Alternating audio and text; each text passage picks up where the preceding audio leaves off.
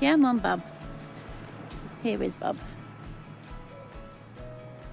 About to do a wee, probably. Let's look at the woodland.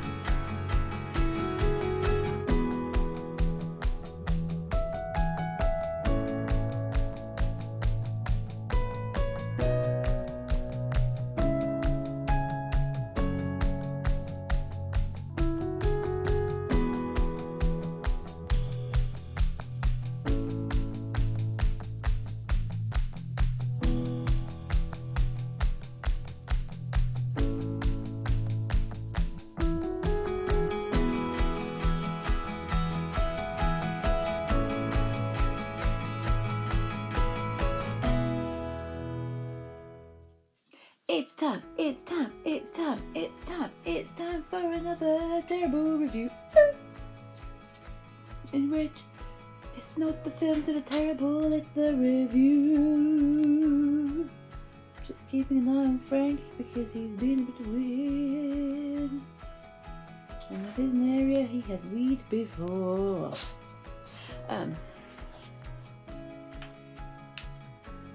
I've just watched this because I saw him on Instagram, and it's such a good film, and it's thoroughly underrated. Now I'm hoping that I put my Instagram stories underrated, not overrated, because I am that tired. It is underrated.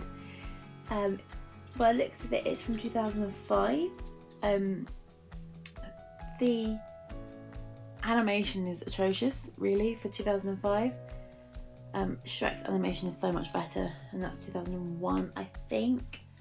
So yeah, this film is funny, it's clever, it's a bit silly, it doesn't take itself seriously at all, and it's just a wonderful reimagining of a fairy tale. And this is one of those instances where I like to think they thought of the pun name and then worked from there. It's just so good.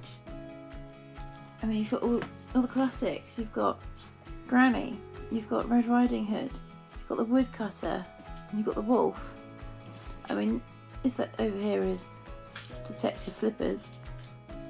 But and when you look at the names of the people who are in it, you've got Anne Hathaway, but you've got Glenn Close, you've got Patrick Warburton, Jim Belushi, Anthony Anderson's not really a name I recognise, but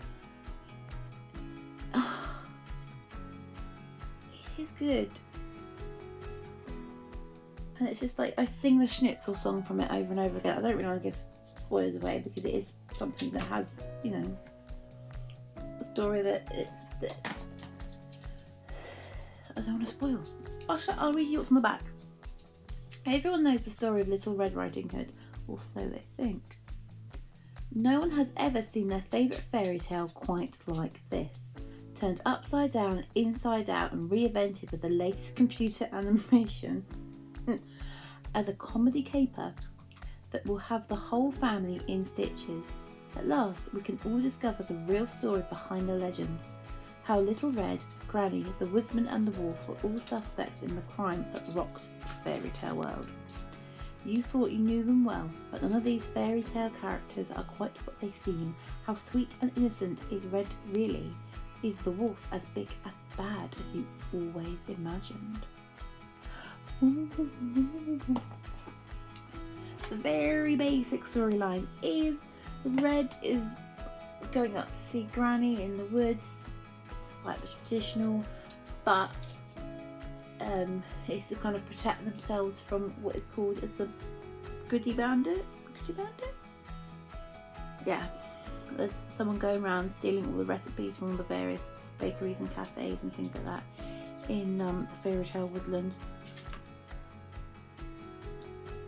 How have I still got burn scars on? I can see them in the camera but not in real life. That's for my baking days. I haven't baked for a year. As in, professionally. Cool, answer that question, Frank. Good boy. You're being a munchkin. Stop it. So yeah, she's trying to do that, and she meets some people along the way. And basically, every person that she meets kind of looks like they could be the Gritty Bandit. Is it all of them? Is it one of them? Is it none of them? It's just... So yeah, I thoroughly recommend it. I would give it a good 4.5 out of 5 stars. If it had better animation. But you can look past that because the story is good. The voices are good. It's just good. The writing is good. Like the overall plot, as well as like the subplots and the lines, what people say. Each character is very different and fleshed out. Yeah, it's alright actually. Yeah, I'll say a good 4.5 out of 5. I think if because there is some bits where you watch it and you just think, this is cringe. Looks like it hasn't been rendered. But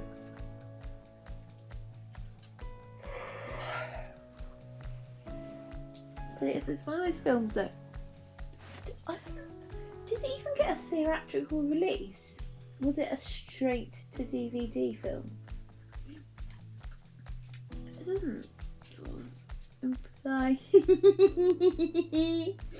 licking my toes. I don't remember seeing other. Well, maybe I did see others, I don't know. It's one of those ones that I think at one point in my life, Frank met another dog, but it was 9 months old, so they could actually play together. Because all the dogs we meet are either like the right size for him to play with and ancient and therefore are great, do not want to play with a puppy, or I meet like 1-year-old puppies who are still quite energetic, still kind of want to play, but they are big dogs. So they'll be like greyhoundy, lurchery things. This massive bulldog called Dolly, she was delightful. There was one time we met 2 border terriers, and he's a border terrier, but they were like fully grown ones, but they were so playful. It was so just lovely to see. Actually, that was lovely. But yeah, they was really nice. They've got a lot of energy out. And we come back and he's asleep on the sofa, and I thought, well, do you know what? I'm going to sit and watch a film. I'm going to take advantage of this. Him actually just laying there asleep and not needing my attention, and I cook it up and make a cup of tea, and he stayed on the sofa, whereas he normally follows me and makes that noise. So, progress. It's taken a while. But I do find because of him, is that your yap? The I want to go outside yap? Or is that the I want attention yap? Yeah, very similar. Yeah, I'm not a great watcher of things, but I used to love watching a film with a dog curled up with me. My dear old Rubes. So I went through a phase because I used to watch something at the same time every day, and the cat would just appear at 5:30, because that was roughly when I would start watching something. She would get out from underneath the bed, climb up on top of my lap when I was laying on the top of the bed, and that was quite sweet. And she used to just sit there. Sometimes she would sit on top of my knitting, sometimes she would sit underneath my knitting, so she could be extra cozy. But that was really nice. The cat Tilly in the winter, she was lovely. Oh, because I am like a mini radiator anyway. I just create heat, so animals love me in the winter because they just gravitate towards me because they're like, you are warm and cozy, and I love you. And I'm like, you are cute and fluffy, and I love you.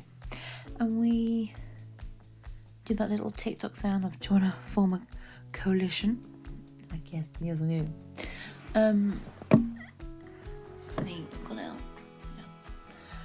So I'm hoping that he will be like that in the winter too, my little furry hot water bottle. Right now, a list for my week off. That starts now. Oh, I'm probably going to delete all my footage from the last few days unless it's interesting, and I might put it all into one big one.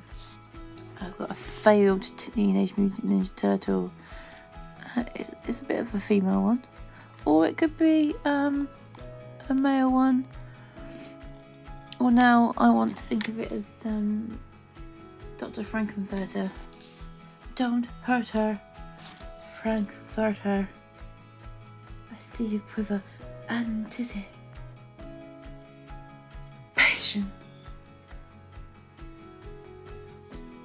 How you do?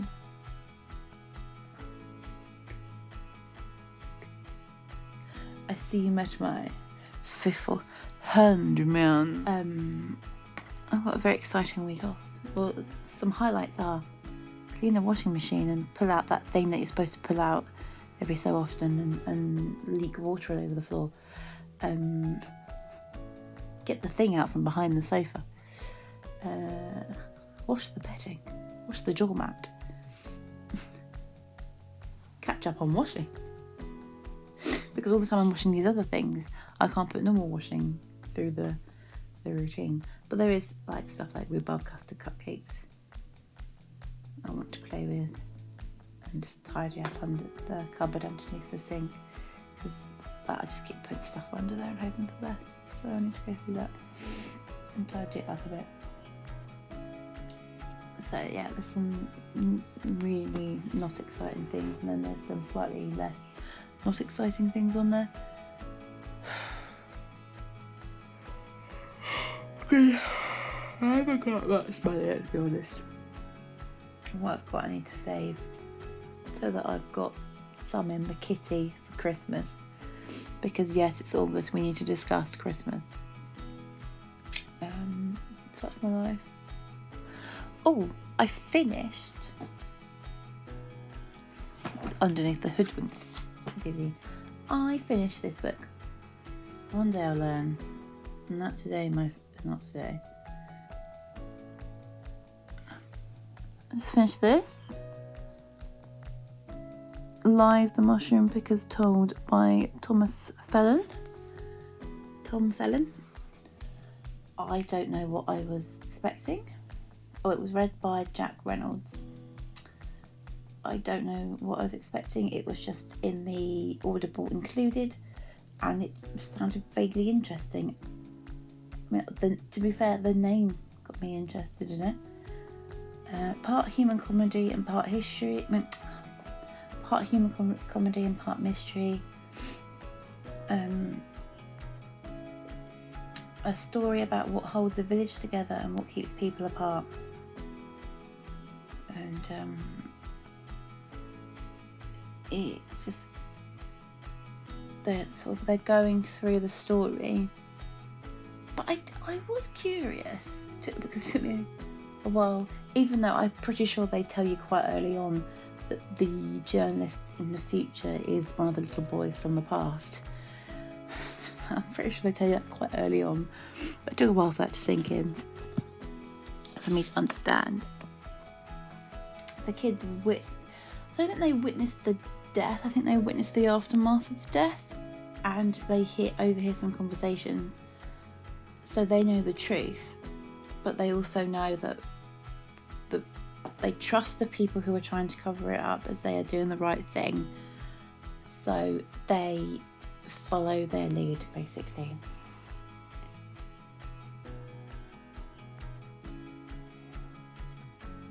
It was very interesting. It was just a nice little... I don't know what I was expecting. Was it better than I expected?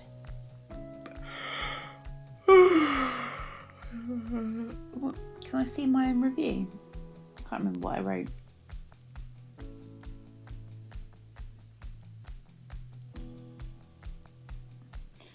I'll put it at the bottom, I don't give it a full whack. A really good story! I wouldn't call that.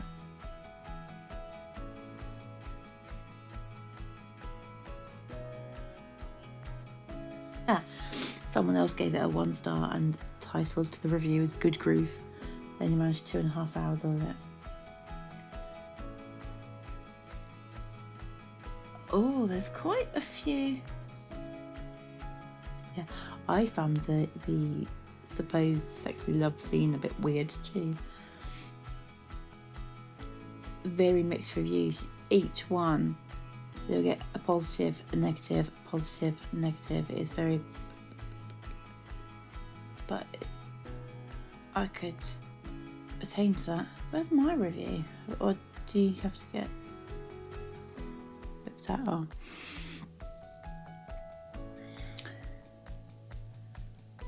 I found it enjoyable. I found it enjoyable in a kind of, not Catherine Cooks, because it's nothing like that style, but in that kind of.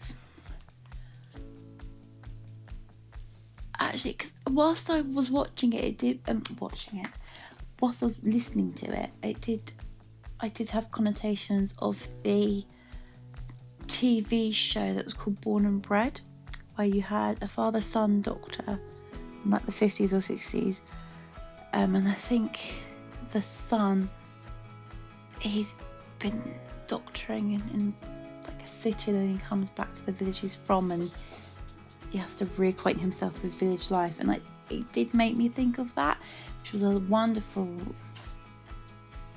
Sunday evening TV show that just gave you the warm and fuzzies before you went to bed, ready for a new week. Just realised I'm so very close to the camera. So there's that. Thank you, Frankie, for making sure that I'm still here before going. So that's that. I finished that yesterday, and I started today Treasure Island, like all-star cast audible performance rather than like traditional audiobook. It has the likes of Philip Glenister.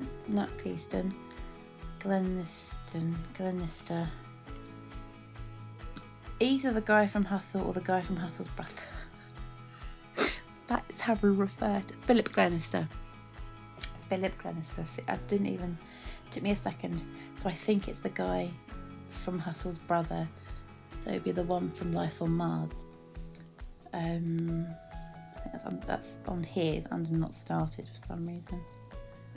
Yeah. It doesn't always sync up unless I click on it, I suppose. Yes, it's Treasure Island, written by Robert Louis Stevenson. And it's performed by Philip Glenister, Daniel Mays, Catherine Tate, Owen Teale. And the guy who I was trying to place for ages, and I was convinced it's Joffrey. I looked up Joffrey, no it isn't. It's definitely like a poor little rich kid. Every time I close my eyes I can picture someone being like, well no, that's not right and proper. You should do what I say because I have more money than you. But I'm enjoying it. And I do remember somebody telling me once that Treasure Planet is a very good like modernisation of it. If you've ever seen the film Treasure Planet, if you haven't, stop what you're doing, go watch it now. It is brilliant. I very nearly watched it before I put on Hoodwink. Because I saw it first, like there was like Hoodwink and there was Treasure Planet. I was like, ooh. Well, thanks for having a little bit of book chat with me. I need to renew Wolf Hall again because I've read 30 pages in the last week, and it's a 650 page book, of which I'm on like page 330, so I've still got a ways to go. I struggle to read in the house because I sit there and I sit there and I read it, and I'm sat there going, could be doing this, could be doing that, could be doing this, I'm just sat here reading a book. I'm doing nothing. That's not productive.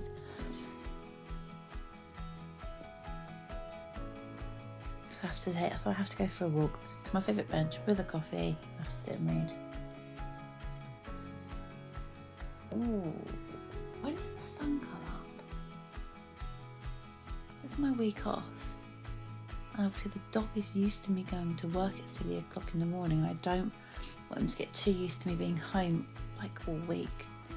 Because you know, it's only 4 months. I don't want him to think that's normal. So maybe, if I try and do it on like working days, go for a walk, read my book for an hour by myself. I could probably do 50 pages in an hour. That's not a bad shout. I knew talking to you would put it right. Oh, I just cooked dinner. My feet hurt and I'm tired. I've got cider in the cupboard. Perked up now.